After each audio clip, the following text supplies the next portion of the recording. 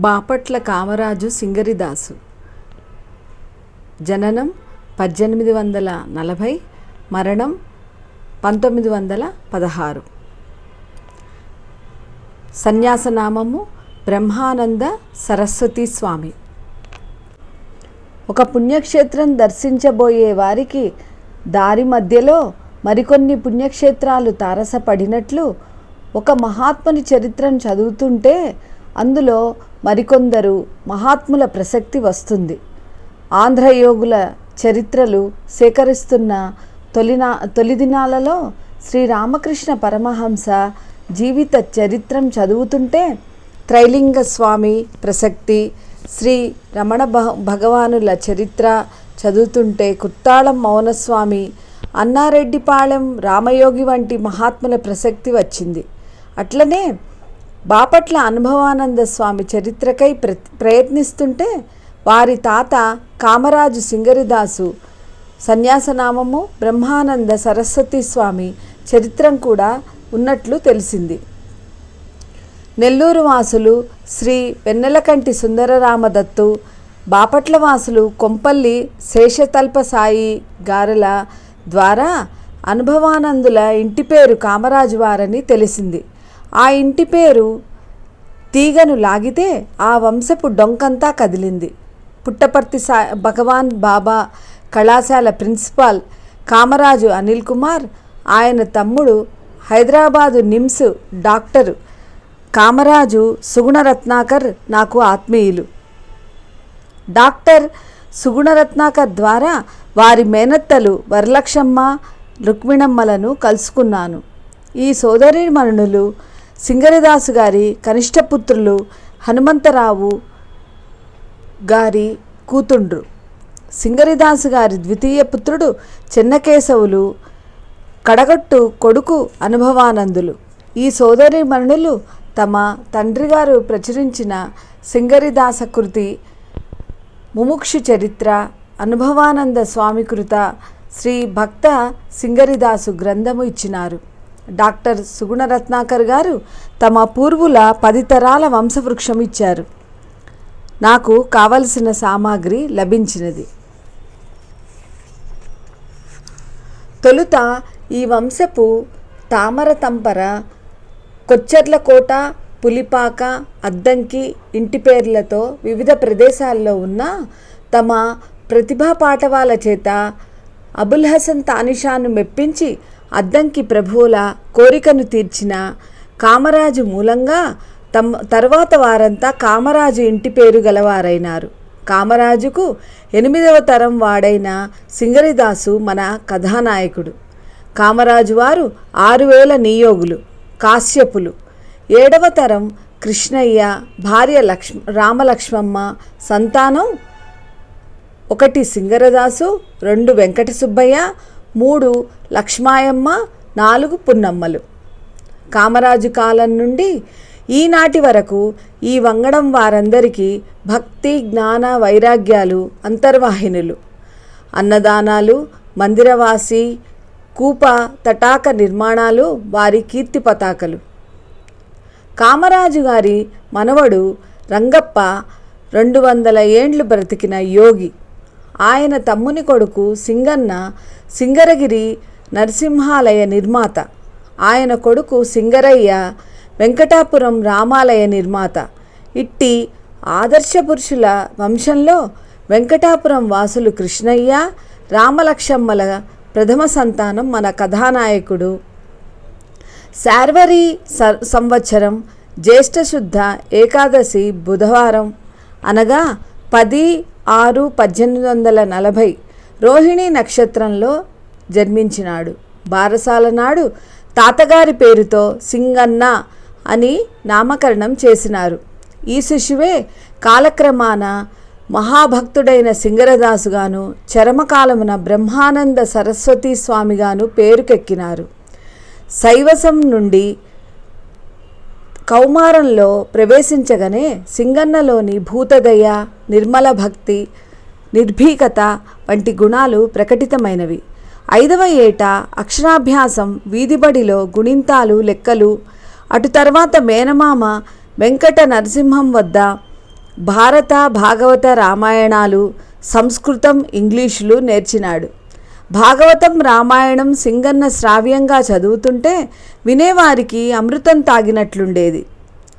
సింగన్న కాయా గ్రంథాల సారం హృదయగతమైనది. భగవంతుడు కరుణామయుడని, ప్రేమరూపుడని, భక్తి పాలకుడని అట్టి భగవంతుని దర్శించుటే తన జన్మకు సార్థక్యమని సింగన్నకు నిశ్చయమైనది. గ్రామం వెలుపల ఏకాంతంగా రామ మందిరంలో, గ్రామం భజన బృందాల్లో తన్మయుడై పాడుతూ కన్నీరు కార్చేవాడు. ఒకనాడు సింగన్న అద్దంకికి పోయి తిరిగి వస్తూ సింగరగిరి పైన తమ పూర్వులు కట్టించిన నరసింహస్వామిని ప్రొద్దుపోయేదాకా ధ్యానించి వచ్చినాడు. అప్పటి నుండి బాలసింగన్నకు నృసింహ సేవనము ధ్యానము విధి అయినది. ఇంకొకసారి స్వామిని సేవించి ధ్యానించి వెంకటాపురం వస్తుండగా బాగా చీకటి పడింది. భక్తి పారవస్యంతో పాడుతూ కొంత దూరం రాగా సెలయేరు దాపున చిరుదీపం కనబడింది. సమీపించిన కొలది ఆ దీపకాంతి పెద్దదై 20 గజాల దూరం చేరే వరకు అది ఆద్యంతము లేని గొప్ప కాంతి పుంజమైనది. సింగన్న ఆ ప్రకాశాన్ని సమీపించి స్వాధీనం తప్పి నేల కొరిగినాడు. అయినా కనుల దివ్యజ్యోతిని చూస్తూనే ఉన్నవి. ఆ జ్ఞానజ్యోతి ఇంకా విస్తరించి సింగన్నను ఆవరించినది. ఆయన ఆనందం వర్ణనాతీతం. అట్లా ఎంతసేపున్నాడో. తెలివి వచ్చే వరకు ఆ జ్యోతి లేదు. ధూళి దూసరిత గాత్రంతో ఇంటికి క్షేమంగా తిరిగి వచ్చినందుకు తల్లిదండ్రులు సంతోషించినారు. మహాతపస్సులకు కూడా దుర్లభమైన జ్ఞానజ్యోతి బాలసింగన్నకు దర్శనమైనది. దినదినం తనకు వయసు పైబడడం చేత కృష్ణయ్య తమ బావమర్ది మామిళ్లపల్లి అప్పయ్య కూతురితో సింగన్న పెళ్లి చేసినాడు. కృష్ణయ్య తన వలె కొడుకు లౌకికంగా దక్షుడై విస్తారమైన భూసంపదను రక్షిస్తాడని, మంచి ఉద్యోగం చేస్తాడని భావించినాడు. కానీ అశాశ్వతమైన ఇహలోపు సుఖ సంపదల కంటే శాశ్వతమైన బ్రహ్మానందం వైపు మొగ్గు చూపుతున్న కొడుకు ప్రవృత్తిని కాదనలేకపోయాడు.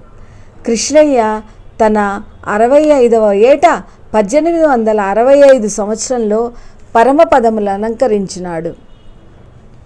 సింగన్న తానెంత ప్రార్థించినా, ఎంత ధ్యానించినా భగవత్ సాక్షాత్కారం జరగనందుకు చింతిస్తూ ఒకనాడు నరసింహాలయానికి పోయి స్వామికి ఎదురుగా పరుండి ఏడుస్తూ పొరలుతుండగా అతని కనులు మూతబడినవి. తప్పించే హృదయానికి ఏదో చలువ సోకినట్లయి ఎన్నడో తాను చూచిన జ్యోతి మరలా ప్రత్యక్షమైనది. ఆ దివ్యజ్యోతి రూపుగొని నరసింహాకృతి దాల్చినది. సింగన్న ఆనంద పారవస్యంతో లేచి చిందులు త్రొక్కుతుండగా ఆ దివ్యాకృతి అదృశ్యమైనది. సింగన్న చీకట్లు ముసురుతుండగా గృహోన్ముఖుడై ఆలయ ప్రాంగణం దాటుతుండగా తామరరేకుల కనులు, దీర్ఘ జటలు, జీర్ణ రక్తవస్త్రాలు, ఎడమచేత కమండలం గల ఒక 40 ఏండ్ల స్త్రీమూర్తి కొండపైకి వస్తున్నట్లు కనపడినది. తానెప్పుడో దర్శించిన జ్ఞానజ్యోతియే అని సింగన్న ఆమెకు సాష్టాంగపడినాడు.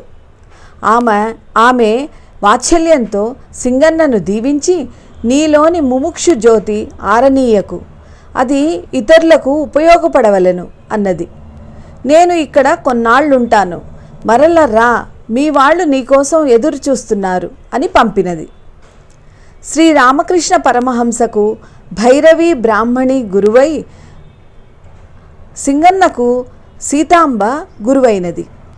సీతాంబ ఒక శూద్ర స్త్రీ, ఆజన్మ సిద్ధురాలు.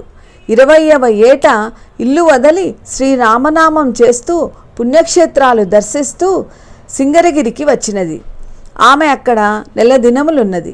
సింగన్న ప్రతిదినం ఆమెను సేవించినాడు. కొన్ని దినాల తర్వాత ఆమె సింగన్నకు రామతారకం ఉపదేశించి వెళ్ళిపోయినది. సింగన్న నిష్ఠతో నృసింహ దేవళంలో రామతారకం సాధన చేసినాడు. ఆయనకు నృసింహాలయం రామాలయమైనది. నృసింహుడు రాముడైనాడు. ఆ మంత్రం ఆయనకు సిద్ధించినది. తర్వాత కాలాన ఆయన రామతారకం ఎందరికో ఉపదేశించినాడు. దాన ధర్మాలు, సంతర్పణలు పూర్వం వలె జరుపుతున్నా కృష్ణయ్య గారు కాలధర్మం చేసిన తర్వాత దక్షుడు లేని భూసంపద దినదినం కరిగిపోయింది. సంసారం గడవటం కష్టమైనది. తల్లి రామలక్ష్మమ్మ సంపాదన లేని కొడుకు సింగన్నను నిందింపసాగింది. సింగన్న తనకు ఇష్టం లేకున్నా ఏదో ఒక ఉద్యోగం చేయవలసిన పరిస్థితి ఏర్పడింది. మేనమామ వెంకట నరసింహం సింగన్నను ఒప్పించి ప్రభుత్వ ఉద్యోగానికై అభ్యర్థి పత్రం పంపేటట్లు చేసినాడు.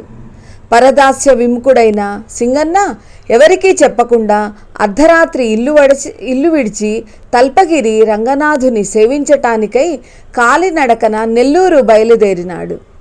చిరుతలు తంబూరా ధరించి భగవన్నామం చేస్తూ ఆయన గ్రామాల వెంట పోతుంటే సింగరదాసు గారంటూ మరికొందరు భక్తులు అనుగమించినారు. ఆయన పెన్నా నది దాటుతుండగా వరదలు వచ్చి కొట్టుకుపోతుంటే జాలరులు ఒడ్డుకీడ్చినారు. సింగన్న రంగరంగా అంటూ రంగనాథుని మందిరంలోకి ప్రవేశించి స్పృహ కోల్పోయినాడు. పూజారి సింగరదాసుకు భగవత్ప్రసాదం తినిపించినాడు. సింగరదాసు 3 దినాలు నామసంకీర్తనం చేసి రంగనాథుని అర్చకుని మెప్పించి గృహోన్ముఖుడై 20 దినాలకు వెంకటాపురం చేరినాడు. మేనమామ వెంకట నరసింహం చొరవతో సింగరదాసుకు రామకూరు గ్రామం సౌమార్దారుగా అనగా రెవెన్యూ ఇన్స్పెక్టర్ ఉద్యోగపుటు ఉత్తర్వులు వచ్చినవి. అప్పటికి ఆయన వయస్సు 20. చిన్న చెల్లెలు పున్నమ్మ అవివాహిత. తమ్ముడు వెంకట సుబ్బయ్య బాలుడు. సింగరదాసు రామకూరులో కాపురం పెట్టి ఆఫీసులో ఇష్టం లేని కొలువు కొద్దిగా చేస్తూ కీర్తనలు రచిస్తూ పాడుతూ ఎక్కువ కాలం గడుపుతూ ఉండడం చేత 6 నెలల తర్వాత ఆ ఉద్యోగం నుండి తొలగించినారు. సింగరదాసు పరమ సంతోషంతో భార్యను తోడుకొని వెంకటాపురం చేరి రామాలయంలో భజన గోష్ఠి సంతర్పణం ఏర్పాట్లు చేసినాడు. బంధుమిత్రులు సింగరదాసుకు పదోన్నతి కలిగిందనుకున్నారు. పదవి పోయినందుకు సంబరమని తెలిసి వారందరూ ఆయనను తిట్టినారు. రుక్మిణమ్మ లోలోన కుమిలిపోయింది. రామలక్ష్మమ్మ దినదినం కొడుకును కోడలును పరుషాలాడుతూ సాధించేది. చివరికి ఆమె వెంకట సుబ్బయ్యను పున్నమ్మను తోడుకొని పుట్టినిల్లు లక్కవరం చేరినది. సంసారం గడవటం కష్టమై రుక్మిణమ్మ అరకొర కడుపుతో కృషిస్తున్న సింగరదాసు భజనానందంలో మునిగి తేలేవాడు. మేనమామ వెంకట నరసింహం సింగరదాసుకు హితం బోధించి ఎనమన మల్లూరు తహసీల్దారు పరిమి చెంచలరావు దగ్గర గుమాస్తాగా మరల ఉద్యోగం ఇప్పించినాడు. వెంకటలక్ష్మమ్మ సంతోషించి మరలా వెంకటాపురం చేరినది. సింగరదాసుకు ఆఫీసు పనిలో ఏమరపాటు, భజన గోష్ఠుల్లో నిమగ్నత, ఎప్పటి ఆట సాగినది. తోటి ఉద్యోగులు ఆయనను బాధించినారు. ఒక వేశ్యను పురికొల్పి అవమానించినారు. ఉద్యోగం విడిచిపెట్టి సింగరదాసు ఎవ్వరికీ చెప్పకుండా 1860లో భార్యను తోడుకొని వెంకటాపురం చేరినాడు. తల్లిగారి ధుమధుమలు, భార్య దీనాలాపములు, బంధువుల చీత్కారం, సహచరుల పరిహాసం, భగవదంతికమైన చిత్తంతో సింగరదాసు భరించి కొంతకాలం ఈడ్చినాడు. ఇంతలో రుక్మిణమ్మ గర్భవతి అయినది. సింగరదాసు ఆమెను పుట్టింటి కంపి భగవన్నామం చేస్తూ తిరుపతి యాత్రకై కాలినడకన బయలుదేరినాడు. ఒక గ్రామంలో చిన్న చెల్లెలు భర్త ధేనువుకొండ రామకృష్ణయ్య తారసపడ్డాడు. ఆయన కూడా పండిత కవి, సజ్జనుడు, రామభక్తుడు. సింగరదాసు మనస్తత్వము ఎరిగినవాడు. రామకృష్ణయ్య చిత్తూరు జిల్లా కారుమంచిలో ఉద్యోగం చేస్తుండినాడు. ఆయన సమీప గ్రామంలో పూతలపట్టులో తన పలుకుబడితో ప్రైవేటు బడి పెట్టించి సింగరదాసుకు మంచి ఆర్థిక వసతి కల్పించినాడు. సింగరదాసు గారికి స్వతంత్ర ప్రవృత్తి బాగా నచ్చినది. పిల్లలకి పాఠాలు, పెద్దలకు పురాణ ప్రవచనాలు, రాత్రులు భజన గోష్ఠులు చేస్తూ సింగరదాసు గౌరవ మర్యాదలు, ధనం సంపాదించినాడు. రుక్మిణమ్మ పుట్టినింట 1823 సంవత్సరం ప్రసవించి ఆడ శిశువును కన్నది. ఆ శిశువుకు సుబ్బమ్మ అని నామకరణం చేసినారు. సింగరదాసు ఆర్థిక పరిస్థితి మెరుగైనది. 3 నెలల శిశువుతో రుక్మిణమ్మ పూతలపట్టు చేరినది. సింగరదాసు గొప్ప భక్తుడుగా పూతలపట్టులో గౌరవ మర్యాదలు అందటం చూచి ఓర్వలేని బ్రాహ్మణుడు ఒకడు ప్రయోగం చేసినాడు. ప్రతిక్రియ చేసినా కోలుకోవటానికి 2 నెలలు పట్టినది. రామకృష్ణయ్య కారుమంచిలోనే ఒక పాఠశాల నెలకొల్పి సింగరదాసు కుటుంబాన్ని రప్పించుకున్నాడు. సింగరదాసు ఆ గ్రామంలో కూడా మంచి పేరు ప్రతిష్టలతో పాటు కావలసినంత ద్రవ్యము ఆర్జించినాడు. 1864 సంవత్సరంలో రామకృష్ణయ్యకు కారుమంచి నుండి స్థలాంతరం మార్పిడి జరిగినందున సింగరదాసు కారుమంచి విడిచి సకుటుంబంగా స్వగ్రామం వెంకటాపురం చేరినాడు. రుక్మిణమ్మ 1865 క్రోధన కార్తీక బహుళ దశమి నాడు ప్రసవించి మగవ శిశువును కన్నది. ఆ శిశువుకు తండ్రి గారి పేరైన కృష్ణయ్య అని నామకరణం చేసినారు.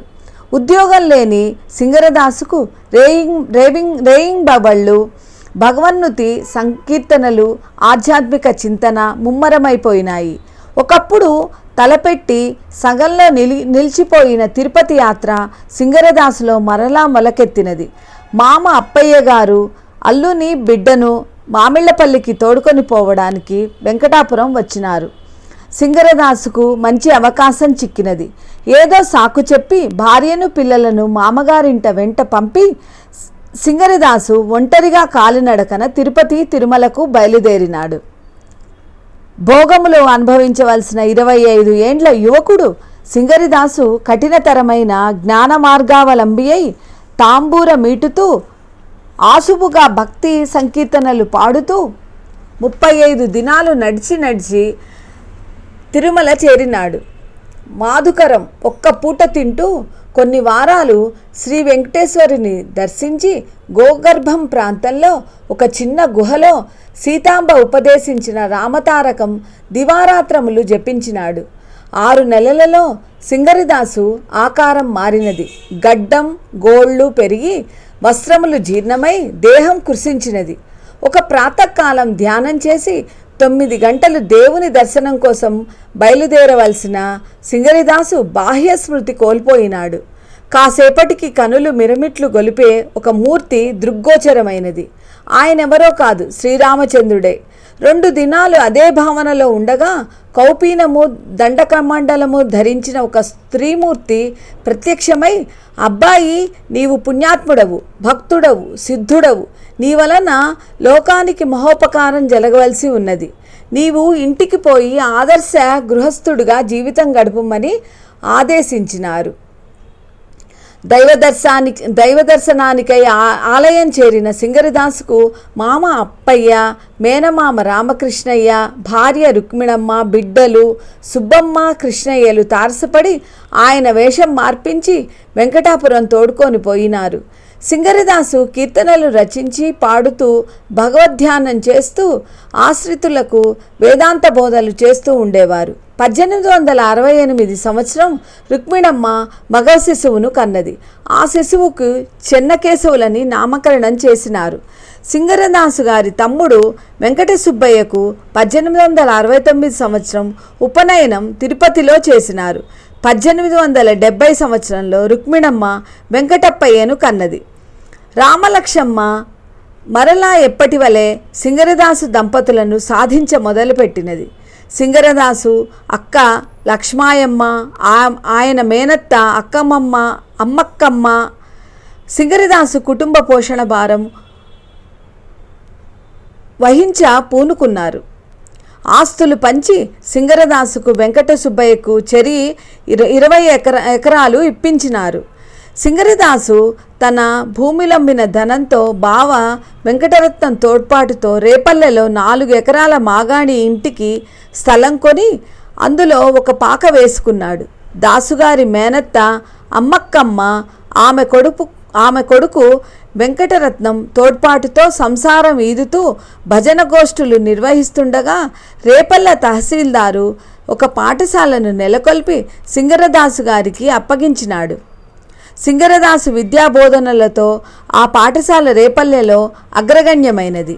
రుక్మిణమ్మ 1872 సంవత్సరం వరలక్షమ్మను, 1874 సంవత్సరం హనుమాయమ్మను, 1876 సంవత్సరం శేషమ్మను, 1878 సంవత్సరం మంచమ్మను కన్నది. 1878 ధాత కరువులో సింగరదాసు తనకున్న దానితో అన్నార్తులనెందరినో ఆదుకున్నాడు. ఆ దినాలలో బాపట్లలో దేశరాజు వారు గొప్ప సంపన్న కుటుంబం. వారు 7 అన్నదమ్ములు. అందరికంటే చిన్నవాడు చలపతిరావు, నూజువీడు మ్యాజిస్ట్రేటు. సింగరదాసు జ్యేష్ఠపుత్రిక వరలక్షమ్మను 1880 సంవత్సరంలో చలపతిరావుకిచ్చి పెళ్లి చేసినారు. చలపతిరావు చొరవతో మామ సింగరదాసుకు, బావమర్ది కృష్ణయ్యకు నూజువీడు సంస్థానంలో ఉద్యోగములు లభించినవి. సింగరదాసు గారు 1881 సంవత్సరం కాపురం నూజువీడుకు మార్చినారు. రెండవ కూతురు హనుమాయమ్మ వివాహం రుక్మిణమ్మ తమ్మునితో జరిగినది.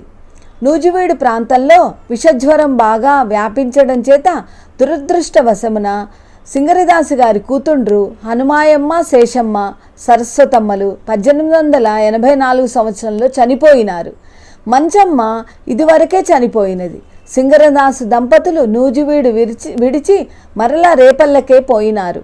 1885 సంవత్సరంలో రుక్మిణమ్మ హనుమంతరావును కన్నది.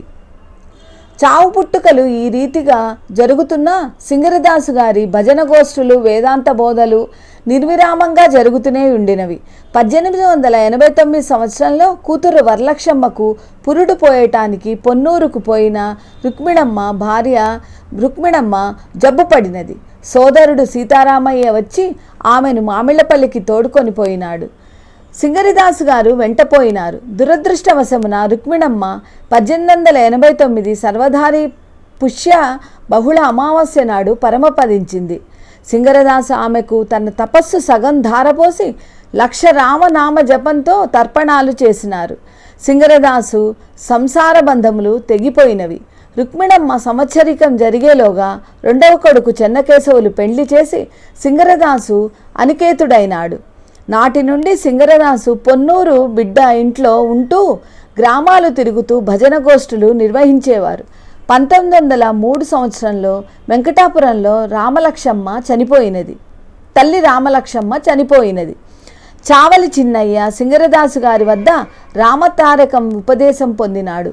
పాతూరు కోటయ్య శాస్త్రి అనే జ్ఞాని ఆప్తమిత్రుడైనాడు. ఇరువురు పరస్పరం గురుభావంతో మెలిగేవారు. అయ్య రామ అవునయ్య రామ అనే కీర్తనం దాసుగారు కోటయ్య శాస్త్రికి అంకితంగా రచించినదే. మూడవ కొడుకు వెంకటప్పయ్య బందర్లో మ్యాజిస్ట్రేట్గా 1912లో ఉన్నప్పుడు దాసుగారు బందర్లో భజన గోష్ఠులు నిర్వహించినారు. బందర్లో అన్నపూర్ణమ్మ, రామకోటమ్మలనే జ్ఞానవృద్ధులు విరాగిణులతో సింగరదాసు గారికి మైత్రి కుదిరినది. దాసుగారు తమ గురుస్థుతిలో అన్నపూర్ణమ్మ, కోటమ్మ గారులను కూడా స్మరించినారు.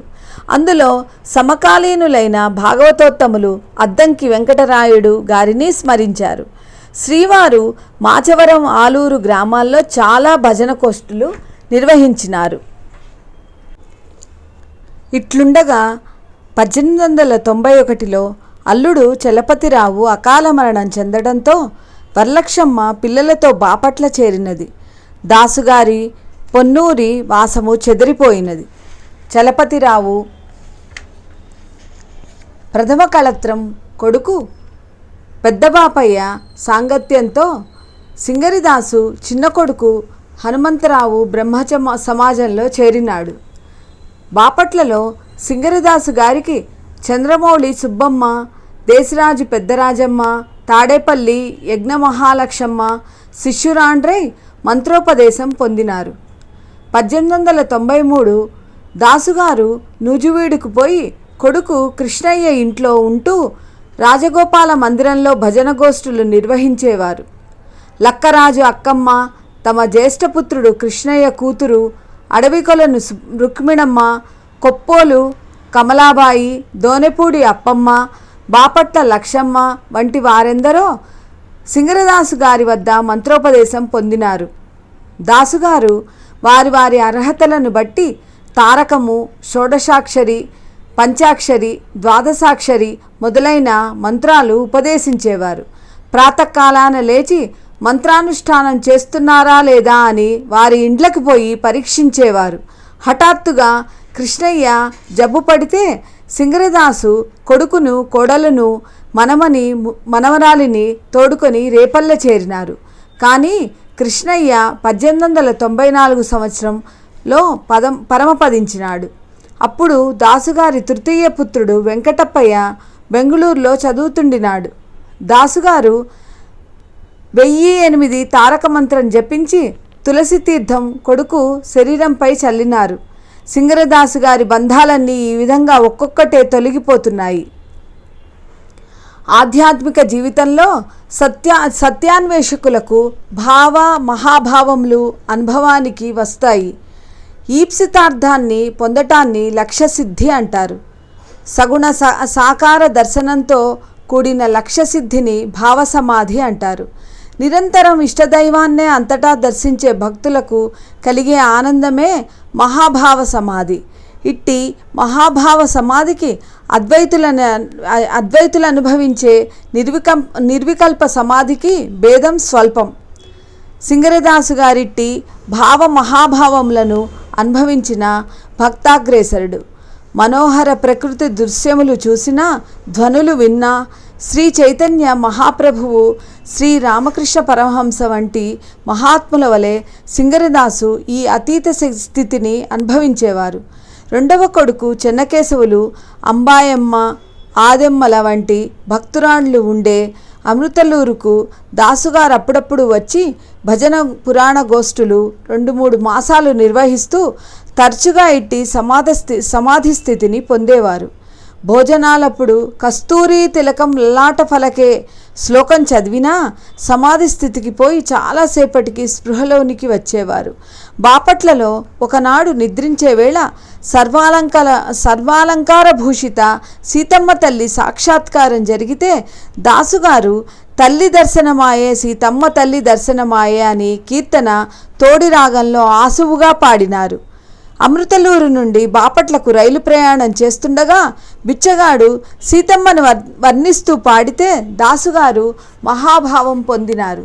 2 మనుష్యులు ఆయనను పట్టుకొని రైలు పెట్టె నుండి దింపవలసి వచ్చినది. అమృతలూరులో ఒక బంధువు చనిపోతే అంత్యక్రియలు చేస్తూ అందరూ దుఃఖిస్తుంటే దాసుగారు నాదం తానాయే బిందు తానాయే, నాదబిందు సందు భేదములాయే అని కీర్తము పాడుతుండినారు. దాసుగారు ఆత్మ సన్యాసి. సన్యాసులకు సూతకములుండవు. బాపట్లలో ఒక జ్ఞాతి చనిపోతే శ్రీవారు మరలా స్నానం చెయ్యనే లేదు. తాము సమాధి స్థితిలో పొందే ఆనంద మాధుర్యం గురించి శిష్యులు అడిగితే చెప్పలేక పోయేవారు. ఆనందానుభవం అనిర్వచనీయం కదా. సింగరదాసు గారు ఆప్తులతో, బంధువులతో 1913 సంవత్సరంలో రామేశ్వర యాత్ర చేసినారు. ఆలయ ప్రవేశిస్తూ బయట స్తంభం వద్ద ఉండగా శ్రీవారికి మహాభావోదయమైనది. అర్చకులే దర్శనార్థం వచ్చిన ఇతర భక్తులను అటు ఇటు జరిపి శ్రీవారికి రామేశ్వరిని దర్శింపజేసి రామేశ్వరికిచ్చిన హారతి దాసుగారి వద్దనే తెచ్చినారు. దాసుగారు ధనుష్కోటి, జంబుకేశ్వరం, శ్రీరంగం, వృద్ధాచలేశ్వరం, పక్షితీర్థం, కంచి, తిరువళ్ళిక్కేళి, పార్థసారథి సన్నిధిలో కూడా ఇట్టి సమాధి స్థితులను అనుభవించినారు. వారికి 1900 సంవత్సరం నుంచి 1916 సంవత్సరం మధ్యకాలంలో చాలామంది శిష్యులైనారు. ఈ కాలంలోనే వారికి భావ మహాభావ సమాధి స్థితులు ఎక్కువై నిత్యానంద పరిపూర్ణులై ఉండేవారు. శ్రీవారు తమ 76వ ఏట 3వ కొడుకు వెంకటప్పయ్య ఉంటున్న నరసాపురం వెళ్ళినారు. కానీ వెంకటప్పయ్య పర్యటనలో ఉండగా శ్రీవారు అస్వస్థులైనారు. వెంటనే వారిని రెండవ కొడుకు చెన్నకేశవులున్న బాపట్లకు తరలించినారు. అక్కడే కూతురు వరలక్ష్మమ్మ ఉండినది. తమకు అంత్యకాలం సమీపించినదని గుర్తించిన సింగరిదాసు గారు బాహ్య సన్యాసం కూడా తీసుకోవాలనని అనుకున్నారు. కొడుకులు కూతుండ్రు పొన్నాడ లక్ష్మీనారాయణ గారి ఆధ్వర్యంలో విద్యుత్ కర్మలు చేయించి కాషాయములు బ్రహ్మానంద సరస్వతి స్వాములనే ఆశ్రమ నామం ఇప్పించినారు.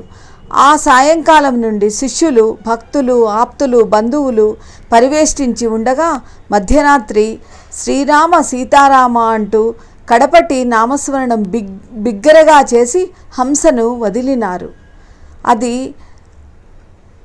శాలశకం నల సంవత్సరం జ్యేష్ఠశుద్ధ పంచమి మంగళవారం 1916 జూన్ 6వ తేదీ. తెల్లవారే వరకు వేల సంఖ్యలో భక్తులు, శిష్యులు, బంధువులు వచ్చినారు. బాపట్ల పురవీధుల్లో శ్రీవారి భౌతిక కాయాన్ని ఊరేగించి తూర్పున సత్రం ఎదురుగా గుంటూరు బందరు రహదారికి దక్షిణంగా సమాధికై ఏర్పాట్లు చేసినారు. సమాధి కోసం భూమి త్రవ్వుతుండగా శివసాల గ్రామం మరియు రాగి రామపాదం లభించినవి. శివకేశవ అభేదం తెలిపే శ్రీవారి చిత్తస్థితికి ఇది చిహ్నం. విధి విధానోక్తంగా శ్రీవారి భౌతిక కాయాన్ని సమాధి చేసి తరువాత సమాధిపై కప్పు వేయించి బావి త్రవ్వించినారు. సింగరదాసు సన్యాసనామము బ్రహ్మానంద సరస్వతి స్వామివారి శత జయంతి ఉత్సవాలు 1941 సంవత్సరంలో జరిగినప్పుడు శ్రీవారి మనుమలు శ్రీ అనుభవానంద స్వామివారు తాతగారి చరిత్రం భక్త సింగరదాసు పేరుతో కూర్చినారు. దానిని శ్రీవారి కడగొట్టు కొడుకు హనుమంతరావు ప్రకటించినారు. సింగరదాసు గారు రచించిన స్వీయ హృత్కథ గానసుధ 76 కీర్తనలు శ్రీ అనుభవానందులు సంకలనం చేసినారు. దీనిని కూడా హనుమంతరావు గారే ప్రకటించినారు. ఈ కీర్తనలన్నీ సింగరదాసు నామాంకితములు.